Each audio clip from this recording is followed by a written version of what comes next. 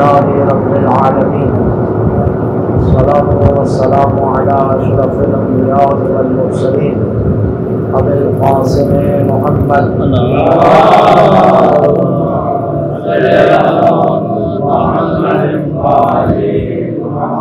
وعلى أهل بيته الطيبين الطاهرين المعصومين سيما بقية الله روحي وأرواح العالمين التراب بمقدمه الفداء. قصص انبیاء اور حضرت موسیٰ کی گفتگو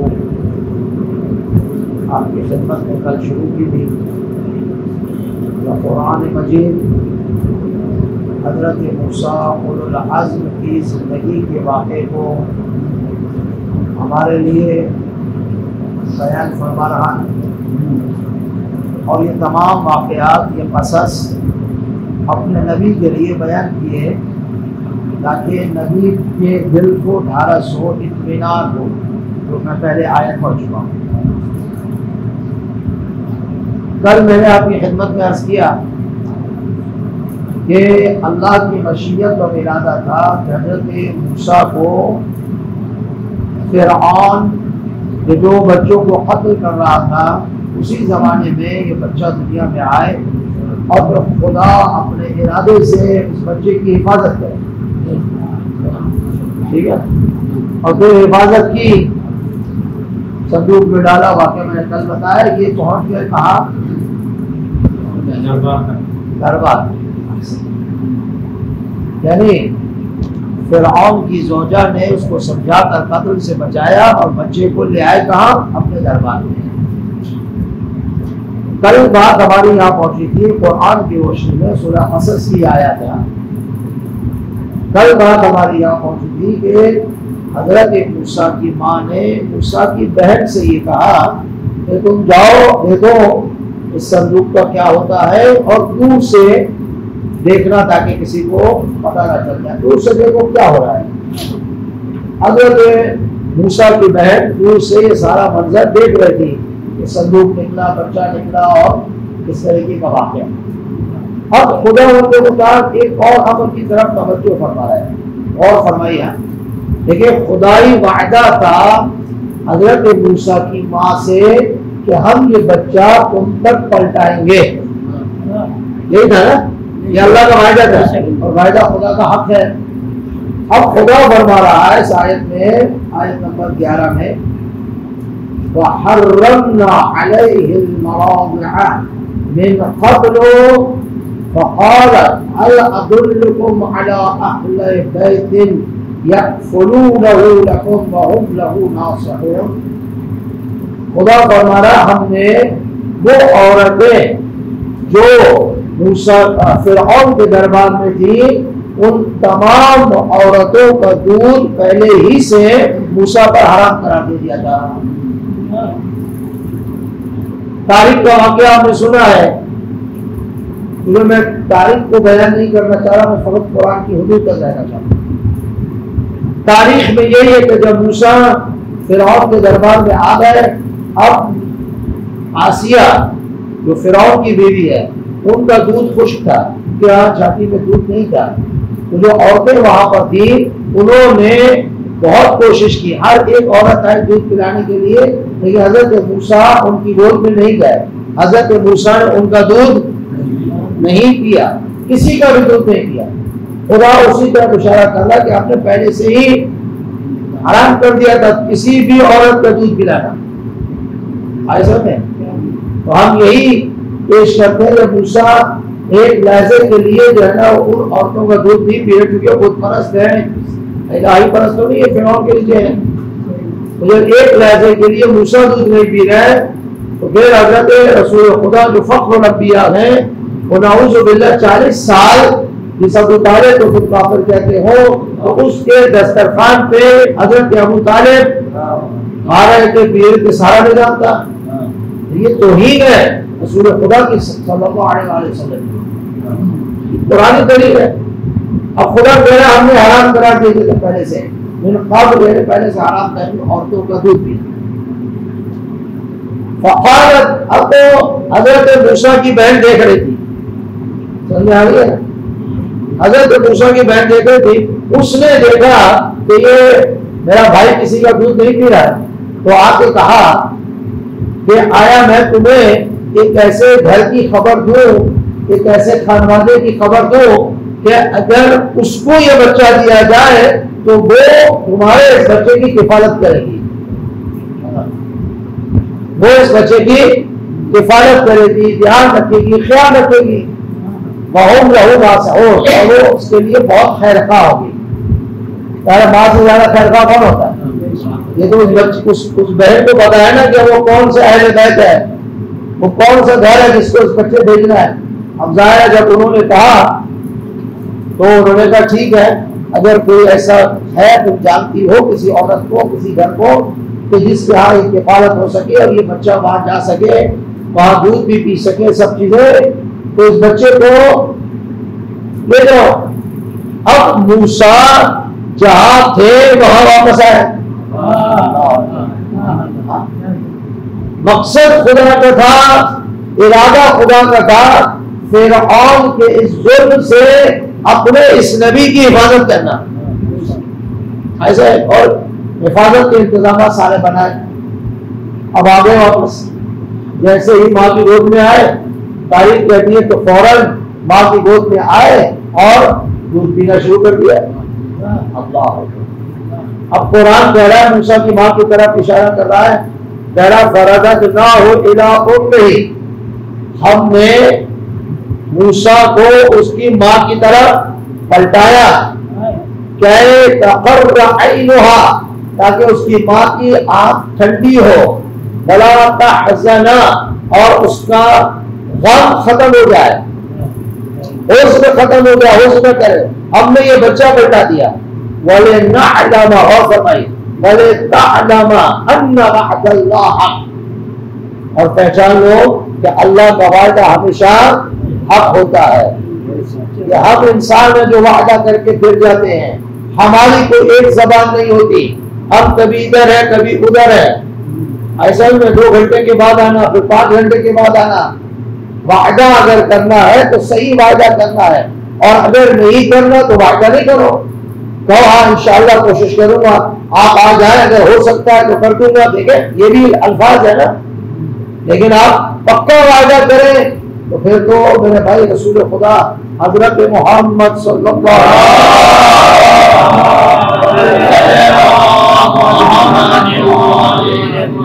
جو ہمارے لیے نمونہ ہے، غور فرمائیے، پیغمبر نے کسی سے وعدہ کیا کہ میں فلاں جگہ تمہیں ملوں گا، رسول خدا اس جگہ پہنچ کے وہ بندے کو دیر ہو گئی، شدید گرمی تھی، زمین تڑپ رہی تھی گرمی سے، بہت گرم تھی زمین بھی، صحابہ ساتھ تھے کچھ، یا رسول اللہ جہاں کا میں نے وعدہ کیا کہ میں یہاں ملوں گا، کہا اس کو دیر ہو گئی ہے، یہاں دھوپ ہے، آپ سائے میں آ جائیں، فرمایا نہیں، میں نے اس سے وعدہ کیا ہے کہ میں اس جگہ ملوں گا، اگر میں جگہ سے ایک قدم بھی ڈرا گیا تو یہ وعدہ خلافی ہے، اب اس نبی کے ماننے والے ہیں، ہمارا کردار ایسا ہونا چاہیے عزیزان، یا تو وعدہ نہیں کریں، یہ بھی الفاظ ہے انشاءاللہ کوشش کروں گا آپ کا قرضہ اتار سکوں، میں محنت کر رہا ہوں، انشاءاللہ ضرور اتاروں گا، آپ آنا تو آئیں، گھر بیٹھے چائے پیے، میں بھاگ نہیں رہا، یہ بھی الفاظ ہے، یعنی یہ وعدہ نہیں ہے،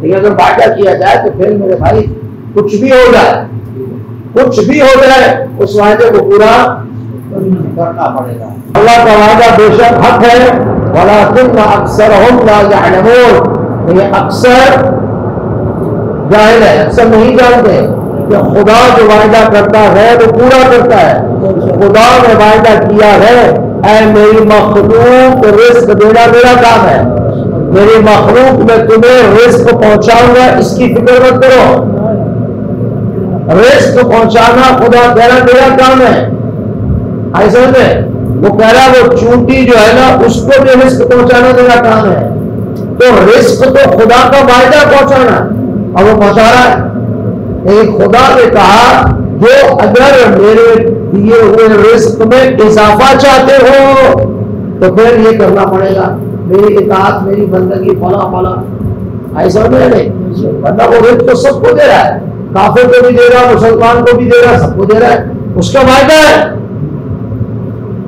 لیکن ہم نہیں سمجھتے کیونکہ ہمارے یہاں رزق کچھ اور ہے. ہم لوگ سمجھتے پتہ نہیں دنیا میں اتنا خزانہ آ جائے تو ہمارے پاس رزق آ گیا, اور خدا کہہ رہا تجھے بھوکا نہیں سویا, پیٹ میں چلا گیا, زندہ رہنے کے لیے دے دیا.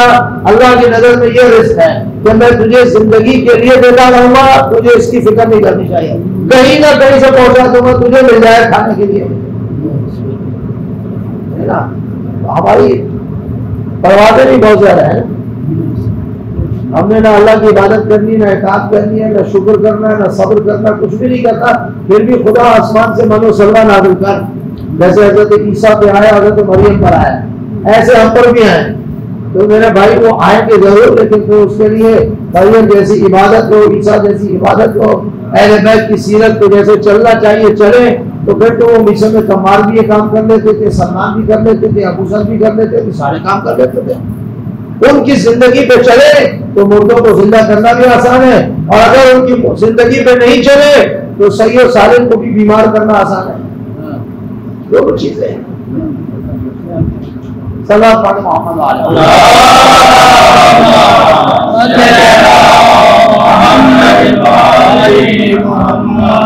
تو عزیزو یہاں تک بات واضح ہو گئی.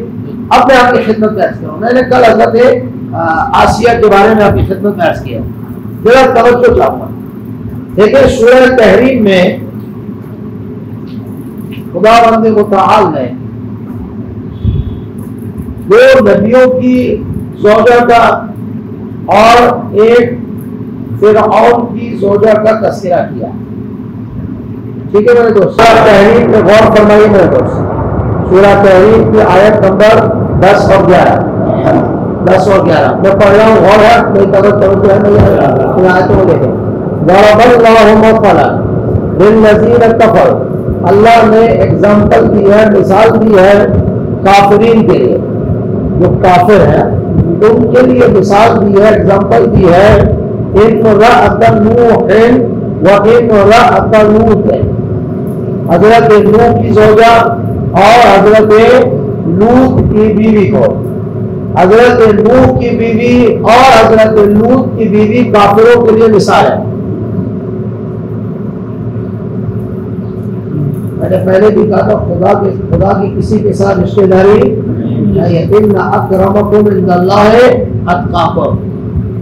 وہ مرد ہو عورت ہو, عرب ہو عجم ہو, کالا ہو گورا ہو, خدا کے ہاں یہ کچھ بھی نہیں ہے. خدا کہتا اکرمکم عند اللہ اتقاکم.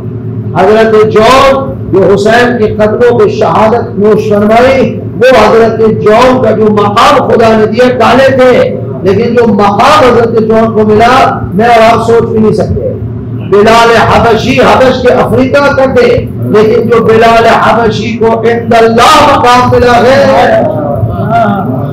کسی کو نہیں ملے گا. اس لیے کہ بلال رسول خدا کی سیرت پہ چلے ہیں.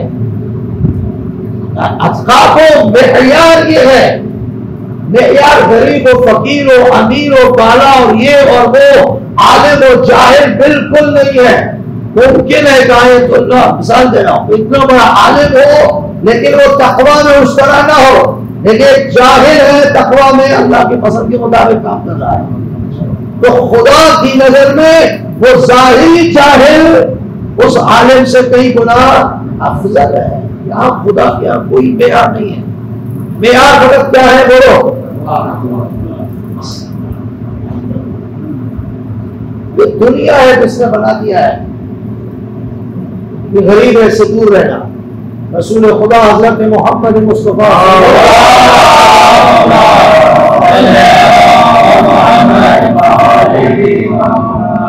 بیٹھے ہوئے تھے, غور فرمائیے, بیٹھے ہوئے تھے مسجد میں, جگہ نہیں تھی, ایک شخص آیا اور لوگ بھی بیٹھے ہوئے تھے. ایک شخص آیا جو پیسے والا تھا, اب اور کوئی جگہ نہیں تھی, ایک ہی جگہ تھی جہاں پر جو ایک غریب بیٹھا ہوا تھا جس کے کپڑے جو ہے نا وہ صاف ستھرے نہیں تھے اور کرتا بھی پھٹا ہوا تھا. اب بیٹھا وہاں پر پیسے والا تھا, مالدار تھا, آ کے بیٹھا تو وہ اپنے آپ کو اس طریقے سے بیٹھ رہا تھا کہ تاکہ اس کا بدن اس کے ساتھ ٹچ نہ ہو. پیغمبر نے دیکھ لیا، دیکھا کہ یہ بندہ اس سے اپنے آپ کو بچا رہا تاکہ اس کا بدن اس کے ساتھ لگ نہ جائے. سنو، پیغمبر اکرم نے وہی سے فرمایا اے شخص بتا کیا تیرا بدن اس کے ساتھ مس ہونے سے کیا تیری ساری دولت اس کو مل جائے گی؟ تو اس طریقے سے اس سے دور ہو رہا ہے کہ وہ فقیر ہے، اس کا بدن ٹھیک نہیں ہے، اس کے کپڑے ٹھیک نہیں ہیں، تو اپنے آپ کو بچا رہا ہے، کیا اس کو لگنے سے تیری دولت اس کو مل جائے گی؟ شرمندہ ہوا، یا رسول اللہ میں معافی مانگتا ہوں، غلطی ہو گئی، یا رسول اللہ میں اپنی دولت کی آدھی اس کو دینا چاہتا ہوں. پیغمبر نے فرمایا لوگے کہ یا رسول اللہ مجھے ایسی دولت نہیں چاہیے کہ جس کے بعد میں بھی اس طریقے کا انسان بن جاؤں، میں اس حال میں ٹھیک ہوں. ایسا ان چیزوں کی طرف غور فرمائیں. فقیری کوئی عیب نہیں ہے، انسان کو رزق حلال کے لیے کوشش کرنی چاہیے، گھر سے نکلنا چاہیے. ہاں وہ شخص جو گھر میں بیٹھا ہوا ہے، نہیں نکلتا، محنت نہیں کرتا، صحیح و سالم ہے، ہر چیز موجود ہے، اس کے لیے جو ہے نا مسئلہ الگ ہے، پھر بھی وہ ہاتھ پھیلاتا ہے. معصوم فرماتے ہیں لعنت ہے ایسے شخص پر جس کے پاس ساری توانائی موجود ہے پھر بھی لوگوں کے سامنے ہاتھ پھیلاتا ہے، محنت کرنے کے لیے نہیں جاتا. محنت کر کے نکلے، خدا کہتا ہے میرا وعدہ میں اس کو دوں گا، پھر جو بھی ملے خدا تیرا شکر.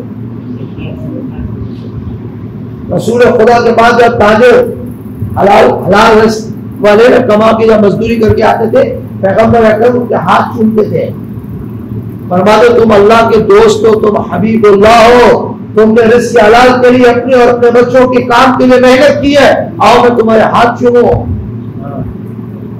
کام ہے تجارت کا، بزنس کا، حلال کمائی کا، بغیر دھوکے بازی کے، بغیر کسی کے حرام کے انسان کام کرے تو پیغمبر ہاتھ چومتے ہیں. عزیزان محترم، مذاق نہیں ہے یہ مقام.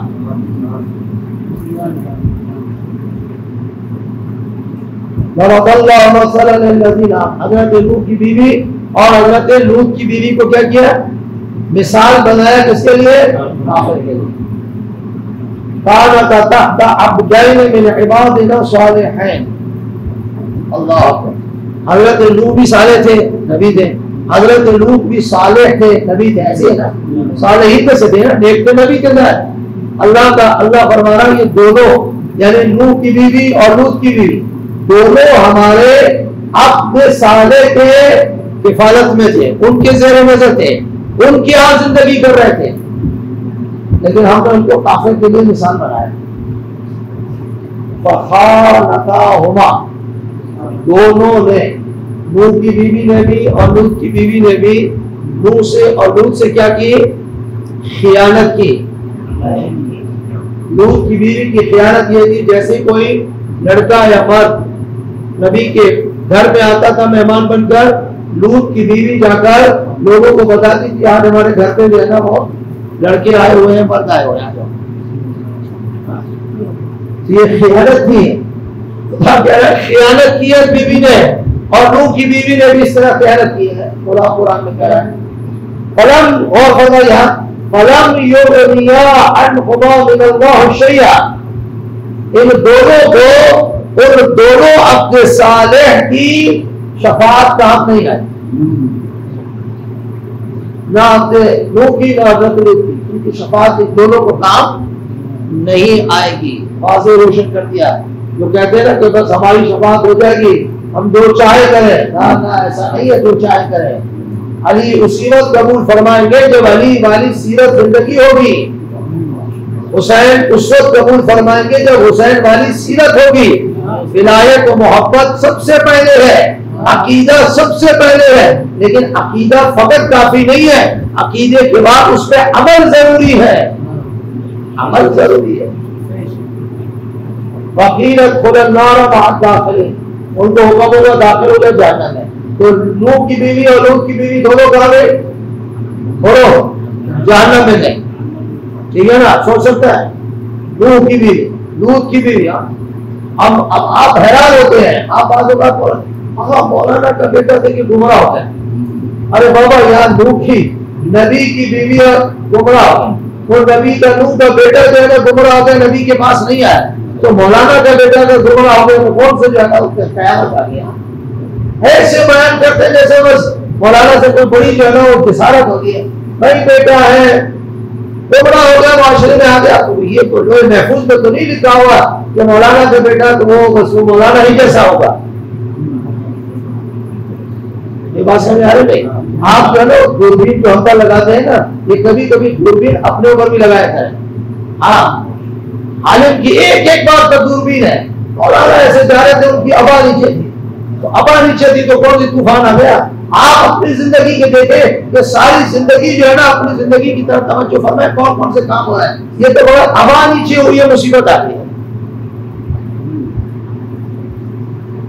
ایسا ہو کئی دفعہ سوچا مولانا کا بیٹا جو ہے نا وہ پتہ نہیں وہاں بیٹھا تھا، تو کیا ہو مولانا کا بیٹا ہے کوئی کسی فرشتے کا بیٹا تو نہیں ہے۔ اللہ معرفت کا مقام کتنا ہے بولو، سوچ سکتے ہو؟ سوچ بھی نہیں سکتے ان کا کیا مقام ان کی فضیلت ہے، لیکن ان کا بیٹا ان جیسا نہیں ہوا، بلکہ ان کا بیٹا ان کے عرفان کے مخالف تھا، کیونکہ فلسفے میں تھا، وہ اس باتوں پر ایمان بھی نہیں رکھتا تھا، اس کے انٹرویو میں ہوتا تو اب کیا کریں، کہاں ان کا بیٹا ان جیسا نہیں ہوا، ہر ایک اپنے راستے پر ان جیسا ہونا ضروری نہیں ہے۔ یہ بات سمجھ آ رہی نہیں آ رہی؟ یہ چیز ہے، ان چیزوں کو ذرا ذہن میں رکھا کرے، بڑے دور بھی لگائیں، ہم پر کو مشکل نہیں ہے، لیکن کبھی کبھی اپنے اعمال کی طرف توجہ فرمایا جائے۔ وضرب اللہ مثلا للذین آمنوا، اب وہ مثال کس کے لیے تھی؟ کافروں کے لیے، ٹھیک ہے نا؟ غور فرمائیے، مومن کے لیے، میرے لیے اور آپ کے لیے، صاحبان ایمان کے لیے مثال کیا ہے؟ وضرب اللہ مثلا للذین آمنوا امرأۃ فرعون، فرعون کی بیوی کو مؤمنین اور مومنات کے لیے مثال بنایا ہے۔ فرعون ظالم قاتل خدا پرست نہیں ہے، کوئی پرست ہے جو اس نے ظلم کیے تاریخ میں بھرے ہوئے ہیں، اس گھر میں رہنے والی زوجہ مؤمنین کے لیے مثال ہے۔ غور فرمائے آخر کیا وجہ ہے؟ اذ قالت رب ابن لی عندک بیتا فی الجنہ، خدا نے متعلق ان کے لیے جنت میں گھر رکھا ہے۔ وَنَجِّنِي مِن فِرْعَوْنَ، نجات دی فرعون سے۔ قالت، حضرت آسیہ فرما، رب ابن، دعا فرما رہی ہے، خدایا جنت میں تیری یہاں میرے لیے گھر مجھے عطا فرما۔ وَنَجِّنِي مِن فِرْعَوْنَ وَعَمَلِهِ، اور مجھے نجات دے فرعون اس کے عمل سے۔ وَنَجِّنِي مِنَ الْقَوْمِ الظَّالِمِينَ، اور مجھے قوم ظالمین سے نجات عطا فرما۔ یہ حضرت آسیہ کی دعا ہے، ٹھیک ہے نا؟ عزیزان محترم غور فرمائیے، فرعون کے گھر میں رہنے والی آسیہ کس کے جو ہے نا فرعون کی زوجہ مثال ہے؟ مومنین، مومنات، ہم سب کے لیے، فقط مومنات نہیں ہے، سب کے لیے، فاطمہ الزہرا سب کے لیے جو ہے نا وہ اسوہ ہے، یعنی فقط مومنات کے لیے نہیں، ہم سب کے لیے ہے۔ تو عزیزان محترم سوال آخری بات کرو، پھر کل آپ کی خدمت میں عرض کروں گا۔ کل امام حسن علیہ السلام کی ولادت کا دن ہے، تو ہم امام حسن کا جشن منائیں گے۔ سلام پڑھتے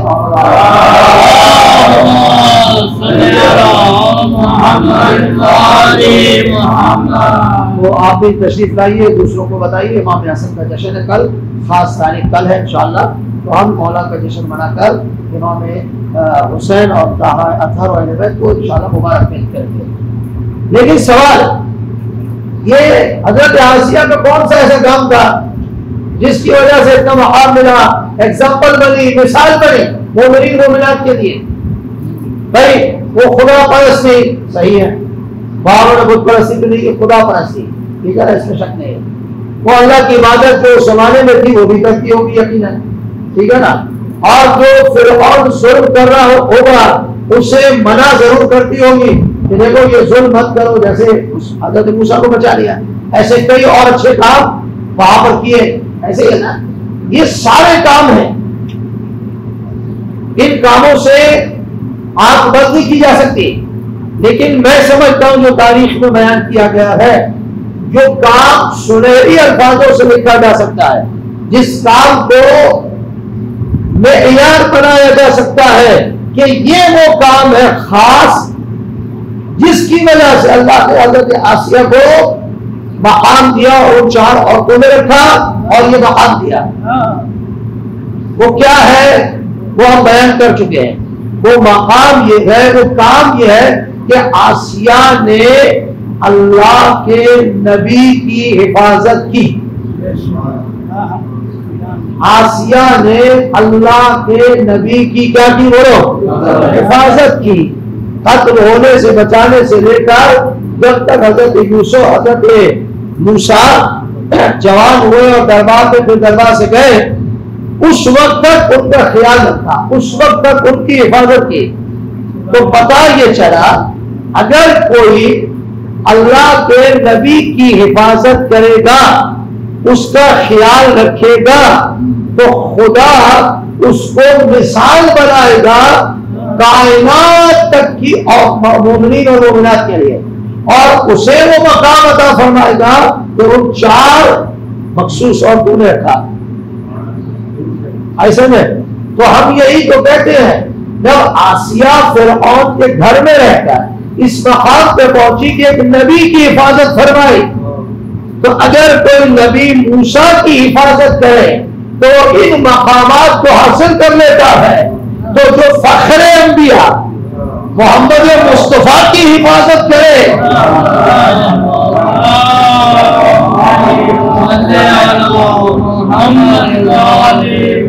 تو اس کا مقام کتنا بلند ہوگا. اس لیے جیسا نبی ویسی مقام و درجہ حضرت مکرم ہمارے نبی حضرت موسیٰ سے کئی گنا افضل ہے. تو ان کی حفاظت اور موسیٰ کی حفاظت میں فرق ہے. تو جب اتنا مقام وہاں ملا تو حضرت ابو طالب کا کتنا بڑا مقام ہوگا، ان کا عند اللہ کتنی عظمت ہوگی. تو قرآن کہہ رہا ہے، یہ تاریخ کہہ رہی ہے. ایسا تو یہ چیزیں جس کو میں نے آپ کو سمجھنا ہے. عزیزان محترم، مجھے اور آپ کو کسی اور کو سمجھانے کی ضرورت نہیں ہے، نہیں ہمارا کام ہے. پہلا تو مسئلہ ہے کہ ان چیزوں پر میرا دل مطمئن ہو، میرے ایمان میں اضافہ ہو. اگر میرے ایمان میں شک ہوگا کہ یہ کیسے پڑا تو کوئی کام نہیں ہے. ہم جو باتیں کریں اپنے ایمان کو اضافہ کرنے کے لیے، اپنے دل کو نورانی بنانے کے لیے ہم ان واقعات کو پڑھیں اور سنیں. تو پھر اگر کوئی گفتگو ہوتی ہے تو ان واقعات کو ان کے سامنے رکھا جا سکتا. اگر مان گئے تو ٹھیک ہے، نہیں مانے تو ان کی مرضی ہے. ایک سلوات پڑھ دے محمد